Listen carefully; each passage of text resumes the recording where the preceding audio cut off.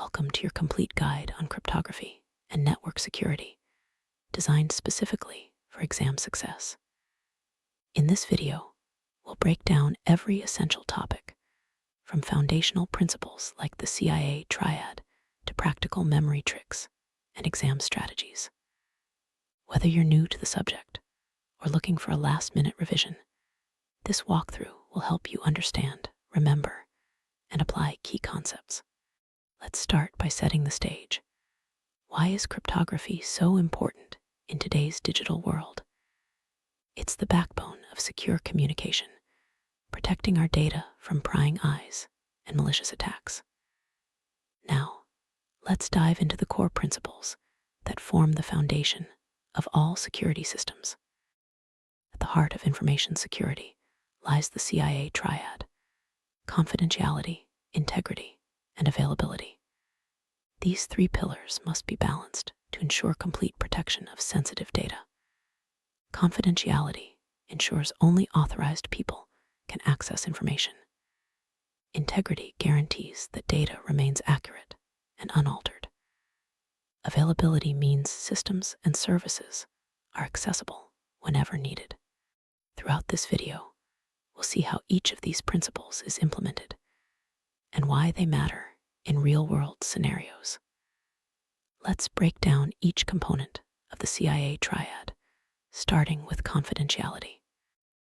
Confidentiality is about making sure that only the right people can read sensitive information. Imagine logging into your bank account on public Wi-Fi. Without confidentiality, anyone on the same network could see your password in plain text. With confidentiality, your password is encrypted, turned into unreadable garbage, so only you and the bank can access it. Technologies like AES, RSA, and SSL/TLS are used to achieve this. If confidentiality fails, hackers might intercept your emails or personal data. That's why encryption is a must for protecting information in transit and at rest. Integrity ensures that information remains accurate and unaltered during storage or transmission. For example, if you transfer 1,000 rupees to someone, you want to be sure the amount isn't changed to 10,000 by a hacker. Integrity is maintained using hash functions and digital signatures. If someone tampers with the data, the hash value changes, alerting you to the modification. Technologies like SHA-512, HMAC, and digital signatures are essential for detecting unauthorized changes. Without integrity, attackers could manipulate orders, transactions, or sensitive records without detection. Availability means that information and resources are accessible whenever needed. Imagine trying to access your bank account, but the server is down due to cyber attack. That's a failure of availability. To ensure 24/7 access, organizations use redundancy, backups, and DDoS protection. Firewalls, load balancing, and backup systems are technical solutions that keep services running smoothly. If availability is compromised, users can't access critical services, leading to frustration and potential financial loss. Balancing availability with confidentiality and integrity is key to robust security. Security threats come in many forms, but they're generally classified as either passive or active attacks. Passive attacks involve silently listening or intercepting data without making any changes, while active attacks involve modifying, disrupting, or impersonating data and services. Understanding the difference between these attack types is crucial for choosing the right defense mechanisms. Let's explore each type in detail, starting with passive attacks. Passive attacks are all about eavesdropping. The attacker silently intercepts information without altering it, making these attacks hard to detect. Common examples include eavesdropping on Wi-Fi in a coffee shop, network traffic analysis, and email interception. In each case, the attacker gains access to sensitive data like emails and passwords, but the victim remains unaware. The best defense against passive attacks is encryption, making intercepted data unreadable to unauthorized parties. Always use HTTPS, VPNs, and strong encryption to protect your information from silent observers. Active attacks are more aggressive.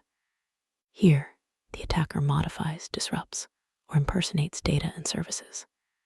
Examples include man-in-the-middle modification, impersonation, spoofing, replay attacks, and denial of service, DoS.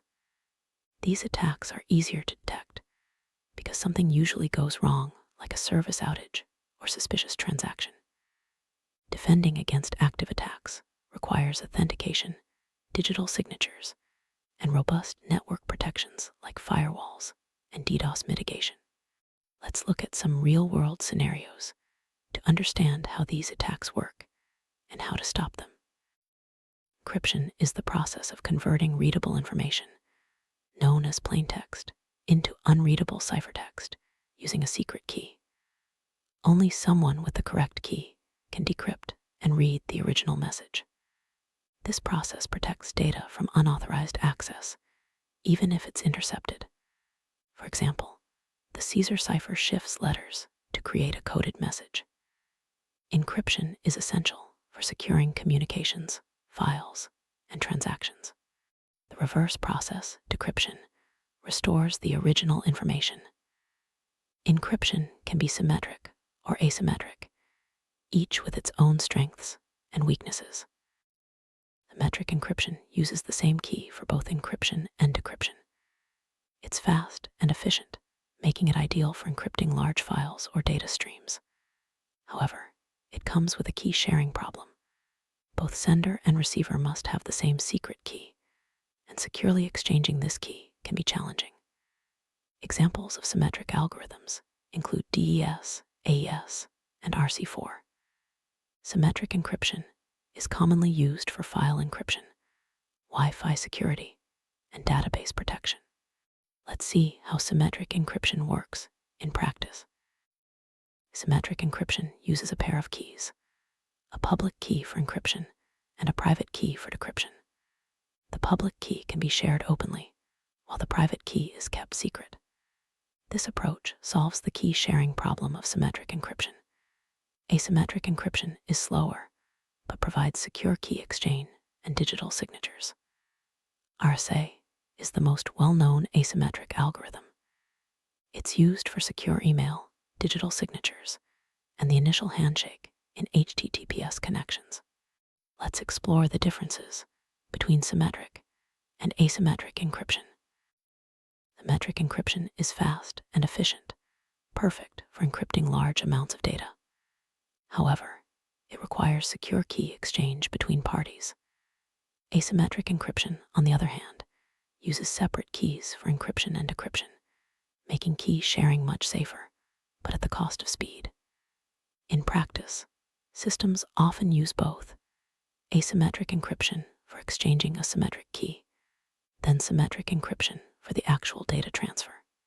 This hybrid approach combines the strengths of both methods for maximum security and performance. ES, or Data Encryption Standard, was developed in 1977 and became the first widely used symmetric encryption algorithm. It uses a 56-bit key, which was considered secure at the time. However, advances in computing power have made DES obsolete. Modern computers can break DES in hours or even minutes using brute force attacks. Despite its historical importance, DES is now deprecated and should not be used for securing sensitive data. Let's see why DES is no longer safe. ES's 56-bit key means there are about 72 quadrillion possible keys. While that sounds like a lot, modern computers can try 1 trillion keys per second, breaking DES in less than a day. In fact, by the late 1990s, machines could crack DES in under 60 hours. Today, even a powerful graphics card can do it in minutes. This vulnerability makes DES unsuitable for any application where security matters. That's why the world moved on to stronger algorithms like AES. AES, or Advanced Encryption Standard, replaced DES as the go-to symmetric encryption algorithm. Developed in 2001, AES supports key sizes of 128, 192, or 256 bits, making it vastly more secure. With a 256-bit key, the number of possible combinations is so large that even the fastest computers would take longer than the age of the universe to break it by brute force. AES is now the official standard for government, business, and personal encryption worldwide. ES and AES are both symmetric block ciphers, but AES is far superior in every way. DES's 56-bit key is too small for modern security needs, while AES's 128, 192, or 256-bit keys are practically unbreakable. DES is now deprecated and should never be used. AES is fast, secure, and widely adopted for everything from file encryption to secure communications. Always choose AES for any new system or application requiring strong encryption. RSA is the most famous asymmetric encryption algorithm, named after its inventors Rivest, Shamir, and Adelman. It relies on the mathematical difficulty of factoring large numbers into primes. RSA uses a public key for encryption and a private key for decryption, making it ideal for secure communication and digital signatures. The security of RSA depends on using large prime numbers, typically 1024 bits or more. Let's walk through how RSA keys are generated and used. Generating RSA keys involves several mathematical steps. First, two large prime numbers are chosen and multiplied to create a modulus. And next, Euler's totient function is calculated, and a public exponent is selected. The private exponent is then computed so that it works with the public exponent. The public key N, E is shared with everyone, while the private key N, D is kept secret. This process ensures that only the intended recipient can decrypt messages encrypted with their public key. Send a secure message using RSA. The sender encrypts the message with the recipient's public key. The encryption formula is C equals M E mod N, where M is the message, E is the public exponent, and N is the modulus. Only the recipient, who holds the private key, can decrypt the ciphertext using the formula M equals C D mod. And this ensures that even if the message is intercepted, only the intended recipient can read it. When the recipient receives an RSA encrypted message, they use their private key to decrypt it. The decryption formula is M equals C D mod N. Even though the public key is widely known, the private key remains secret, making it impossible for anyone else to decrypt the message. This one-way function is what makes RSA so powerful for secure communications and digital signatures. Security of RSA comes from the difficulty of factoring large numbers. Even if an attacker knows the public key, they can't easily compute the private key without knowing the original prime numbers. As long as the key size is large enough, typically 2048 bits or more, RSA remains unbroken and secure. This is why RSA is trusted for everything from secure emails to digital signatures and online banking. Hash function takes input of any length and produces a fixed size output called a hash or digest. The key property is that it's one way. You can easily compute the hash from the input, but you can't reverse the process to get the original input from the hash. Hash functions are used for password storage, data integrity, and digital signatures. Let's look at the essential properties of a good hash function. Strong hash function must be deterministic, one way, exhibit the avalanche effect, be fast, and collision resistant. Deterministic means the same input always produces the same output. One way means you can't reverse the hash. The avalanche effect ensures that even a tiny change in input results in a completely different hash. Fast computation is important for efficiency, and collision resistance means it's nearly impossible to find two different inputs with the same hash. These properties make hash functions ideal for verifying data integrity. SHA-512 is a widely used secure hash function that produces a 512-bit output. It can take any input, from a single word to gigabytes of data, and always produces a fixed-length hash. Even a one-character change in the input results in a completely different hash, thanks to the avalanche effect. SHA-512 is used in password storage, file integrity checks, and digital signatures, providing strong protection against tampering and forgery. Digital signature is a cryptographic technique that proves a message's authenticity, integrity, and non-repudiation. It combines hash functions with asymmetric encryption. The sender creates a hash of the message and encrypts it with their private key.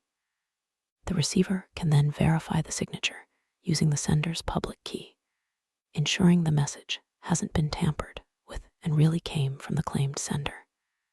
Digital signatures are essential for secure transactions, contracts, and communications. Create a digital signature. The sender writes a message and calculates its hash using a secure hash function like SHA-512.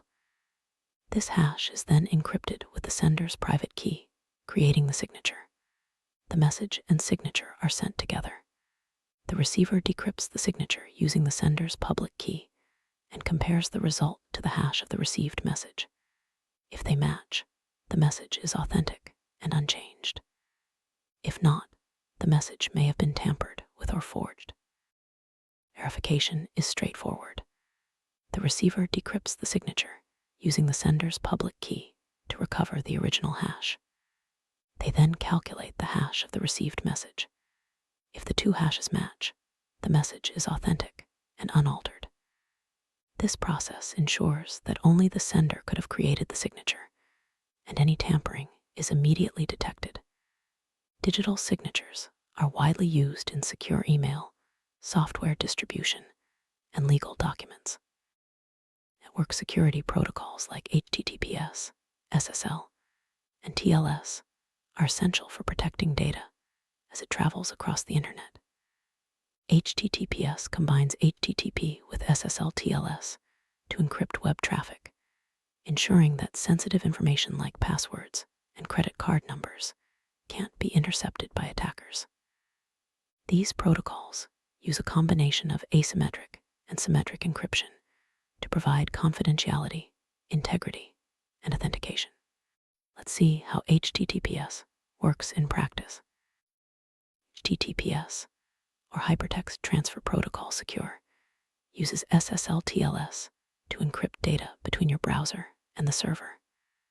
Without HTTPS, your login credentials and personal information are sent in plain text, making them easy targets for hackers. With HTTPS, all data is encrypted, so even if it's intercepted, it's unreadable. Always look for the lock icon in your browser to ensure your connection is secure. SSL TLS handshake is the process that establishes a secure connection between your browser and a website. It starts with the client and server exchanging hello messages and supported encryption methods. The server sends its certificate, which contains its public key. The client verifies the certificate, then generates a secret key, encrypts it with the server's public key, and sends it back. Both sides now share a secret key for fast, symmetric encryption. This handshake ensures confidentiality, integrity, and authentication for all subsequent communication. Symmetric encryption is secure, but slow, making it impractical for large data transfers. That's why SSL TLS uses asymmetric encryption only for the initial key exchange. Once both sides have a shared secret key, they switch to fast symmetric encryption for the rest of the session. This hybrid approach combines the security of asymmetric encryption with the speed of symmetric encryption, providing the best of both worlds for secure web communication. SSL TLS provides three main benefits: confidentiality, integrity, and authentication. Confidentiality ensures that only the intended parties can read the data. Integrity detects any tampering during transmission. Authentication verifies the server's identity using digital certificates. Together, these features make SSL TLS the foundation of secure online communication, protecting everything from online banking to private messaging. When you're short on time, quick memory tricks can help you recall key concepts. For confidentiality, think encryption. For integrity, remember hashing or signature. Availability means accessibility. The system is always up. Always choose AES over DES, and remember that symmetric encryption is fast, while asymmetric is for secure key sharing. RSA is still secure if the key size is large enough. Hash functions are one way, and digital signatures provide authenticity, integrity, and non-repudiation. Certain formulas are essential for exams. For RSA, n equals p times q phi n, p1 times q1, e times d identical to 1 mod phi n, c equals m e mod n for encryption, and m equals c d mod n for decryption. For hash functions, remember the 5 properties: deterministic, one-way, avalanche effect, fast, and collision resistant. For the CIA Triad, C equals confidentiality, encryption, I equals integrity, hash signature, A equals availability, 24/7 access. Maximize your marks. Use clear definitions, real-world examples, and write out all steps in your answers. Diagrams and flowcharts can help illustrate your understanding. Avoid common mistakes like confusing DES with AES, mixing up encryption and hashing, or forgetting to show RSA steps. Always provide examples to back up your explanations. Practicing these strategies will help you stand out in your exam.